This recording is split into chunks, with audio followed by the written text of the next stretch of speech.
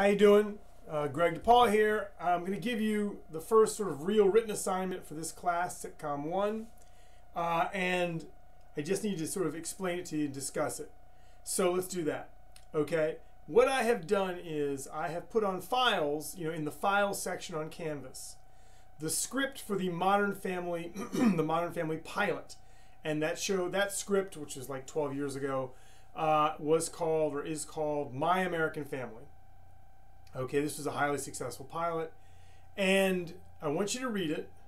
You don't need to watch the show. That won't help. In fact, when you do this assignment, there's no need to watch the show. If you watch the show, it would actually throw you off because some of the scenes in the show are different than what's in the script. And more importantly, it's a writing class. We have to get used to reading scripts over and over again and understanding them. So what I'm going to tell you about is breaking down a script. It also gets covered in my book as well, which you'll be reading soon. But you can do it without the book for this assignment, okay? What you're gonna do, some people call it breaking down a script, some people I call it diagramming a script. You're basically picking up the hood to try to see what makes the story in the script work, okay? This technique, by the way, also works you can totally do this with playwriting, you can do it with any kind of feature screenwriting, you can do it with any kind of TV writing, drama TV, comedy TV, it doesn't matter. Any dramatic writing of any kind. But we're going to use it for sitcom writing for Modern Family. So what you're going to do is you're going to read the script. So you read like a page or 2 pages. You're going to read the first scene, right? From, people in a scene. There's some dialogue. There's some things that happen. Cut to, that's scene number 1, right?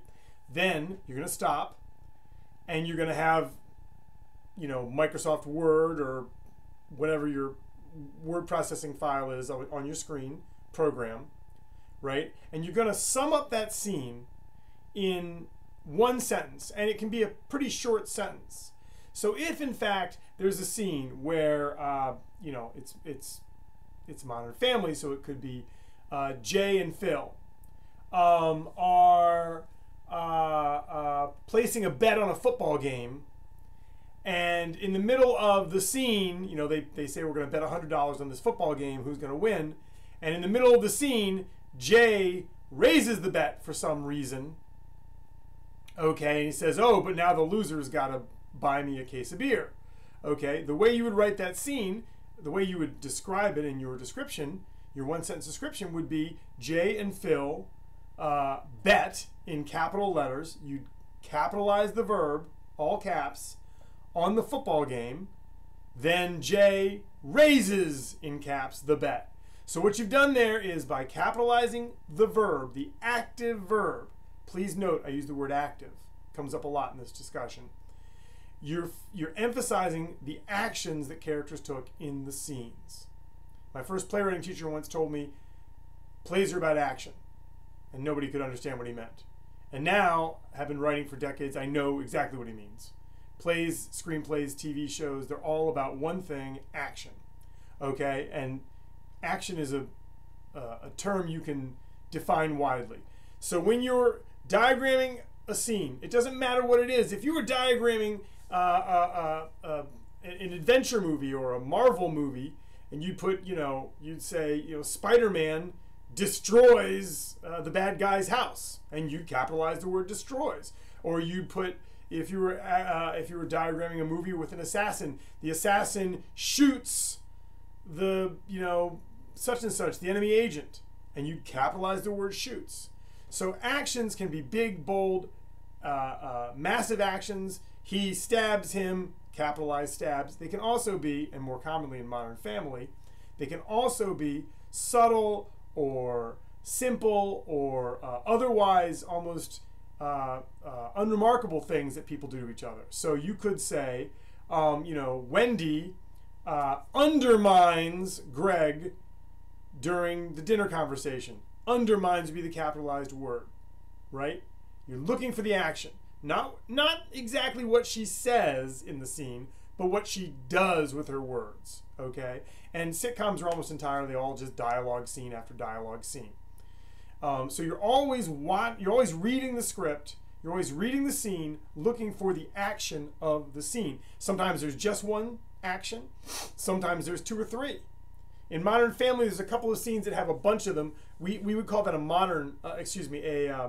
master scene. That's when you have, let's say, all the major characters having dinner and they're doing a lot of different things. You know, one character is trying to borrow money from another character, you know, on one end of the Thanksgiving dinner table, and another character is trying to impress another character with their career exploits. You know, oh, I've done this and I own that and I've done this. Well, you could sum that up by just saying Greg tries to impress him, right? That could be a 4-word sentence that sums up a whole scene or a portion of a scene. So your job is to look for the actions and nail them with words that you capitalize all through the script. You know, you're probably going to have 30 short sentences, okay? If there's a scene with more than one action or more than one person doing something because there's, you know, more than a couple people in the scene, then, you know, you keep it, you put it all together. Now, not only do I have the pilot for Modern Family in the file section, that's what you're going to read, that's a PDF. You're going to download it on your computer or however you want to read it. But I also have the beginning of the assignment for you so you have an example. Okay, you'll see that in the files section. I think I do the first 4 or 5 scenes for you so that you can see them, you know. And you're just gonna, you can copy that onto your document and just keep going and finish the show, finish the episode. I mean, it could take you as little as an hour. It might take longer. You definitely want to stop and think about what you're writing at every scene, because you're not writing a lot of words. What we're doing here is we're trying to suss out and determine the actions in scenes and really emphasize them by capitalizing those active verbs. Please don't capitalize all the words in the sentence. That wouldn't help. Please don't capitalize any words that are not active verbs. Now, the reason I say that is because very often when people do this exercise in the beginning, they use a lot of passive verbs. We're not going to do any of that. So they say, Greg feels bad because he was insulted by Jay. No, don't do that, please. Turn it around, make the person who took the action the subject so that Jay insults Greg is the sentence. Okay, you don't really need to, in this exercise, to say what the result of it was. You know, causing Greg to cry. It doesn't really matter. Jay insults Greg. Okay, don't use any passive verbs. I'm trying to get you to think in terms of actions, think in terms of understanding that every single scene in that pilot, with the exception of maybe a scene that's an establishing shot, you know, that would be like exterior Greg's house, cut. That's not a scene. I'm not calling that a scene. Okay, that's just something you put in there to help the production staff that you'll see in production drafts. There may be a couple of them in the pilot I don't remember. You can ignore those things. When there's no dialogue and no actual action in a scene, and they're just telling you there's a shot where a car is parked in front of a house, we don't care about that. We can just pass that by. Also, you don't need in this assignment, you don't need to take account of the moments when they use the documentary film trick. You know, and they have someone talking to a camera. You can write it. In other words, if you have a scene in which Claire is talking to the camera in direct address, and she's saying, "Oh, that that Phil, he's such a terrible husband. I mean, he does everything wrong." Well, you don't really need to say she talks to the camera. We know that. I know that. What's important about that moment and how you could phrase it would say, Claire criticizes Phil. That's all you need to say. Criticizes. Just encapsulate, just define the major action of every scene, and in some cases there'll be more than one major action. Now, sometimes what you'll often have is, you know, Bill chases Sam until Sam turns and shoots Bill. Okay, chases is in caps, shoots is in caps. That's 2 verbs in 1 sentence. What you don't need to do is you don't need to tell me if the scene happens at night. You don't need to say whose house something happens in. All those extraneous details we just forget. It's a list of somebody doing something to something else. Subject, action, you know, object, or receiver of action. And if there's a counteraction, you can give us that too, okay? But again, please don't use a single passive verb. If you're using a passive verb, it means you're not looking close enough, right? You're saying, you know, the dog runs from the man. Well, no, actually, I take that back. That's subject action.